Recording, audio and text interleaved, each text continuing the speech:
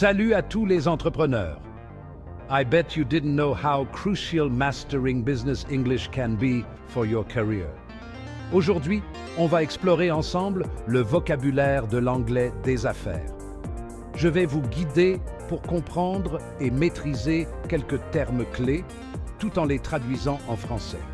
Prêts à donner un coup de fouet à vos compétences en anglais? C'est parti. Commençons avec le mot stakeholder. En français, on dit partie prenante.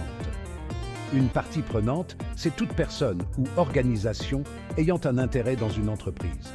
Les employés, les clients et les investisseurs, par exemple, sont tous des parties prenantes.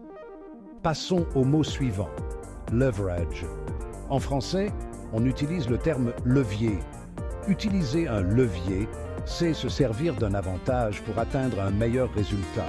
On pourrait dire, par exemple, nous devons utiliser nos ressources comme levier. We need to leverage our resources. Parlons maintenant de synergie. Synergie. En français, on conserve le mot synergie. La synergie, c'est lorsque deux entités collaborent pour créer un impact plus important que la simple somme de leurs efforts individuels. Très bon exemple. Une autre expression courante est Return on Investment ou ROI. En français, on parle de retour sur investissement. Le ROI mesure la rentabilité d'une dépense.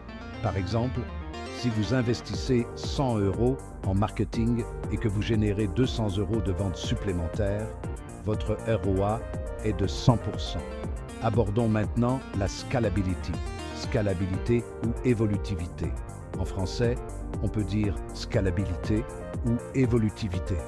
Cela désigne la capacité d'une entreprise à se développer sans être limitée par ses structures ou ressources actuelles. Un autre terme important est benchmark, référence. En français, on utilise le mot référence. Une référence est une norme utilisée pour évaluer la performance de quelque chose.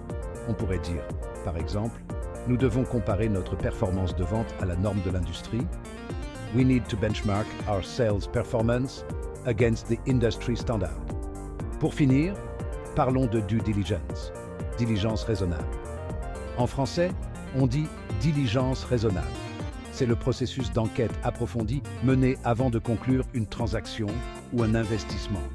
Par exemple, avant d'acheter une entreprise, il est crucial de faire preuve de diligence raisonnable pour examiner ses finances et ses opérations.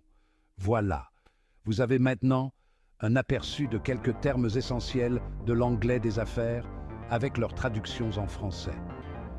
J'espère que cela vous a permis de mieux appréhender le vocabulaire utilisé dans ce domaine.